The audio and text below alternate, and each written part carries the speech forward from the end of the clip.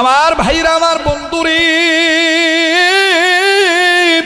এইবার আল্লাহর নবী যখন ডাক দিয়ে বললেন তুমিও কি রাজি, ছেলেটা ডাক দিয়ে বললেন ইয়া রাসূলুল্লাহ, আমার কপাল কত ভালো, আমি যেদিন মারা যাব সেই দিন আপনি আমার লাশটা ধোয়াইবেন।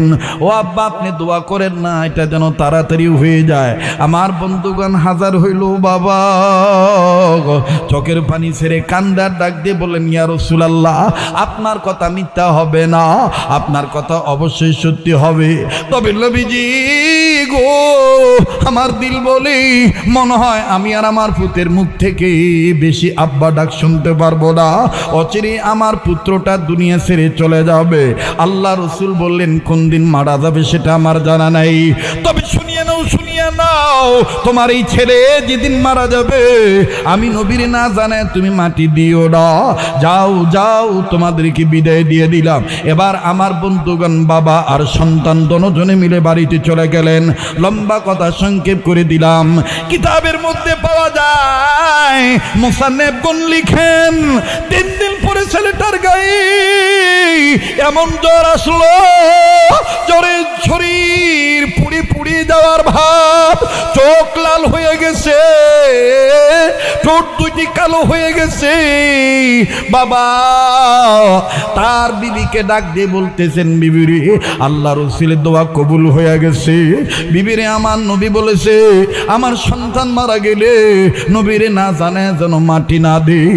আমার মনে হয় মালাকুল মউত আল্লাহর হুকুমে নবীর দোয়ার বরকতে কাছাকাছি আইসা গেছে। আরে বন্ধুরে, মার বাবা দুজনে মিলিয়া আল্লাহ রাস্তায় নবীর প্রেমী সন্তানকে ওয়াকফ করে দিল, সন্তানকে দান করে দিল। ইন দি মিন টাইম হাজার হইল মা সন্তানের কপালে 12 বার নেকড়া ভিজায় কাপড় ভিজায়া পানি জল পট্টি দেয় গো, শরীরের তাপ যেন কমে যায়, গায়ের তাপ যেন কমে যায়।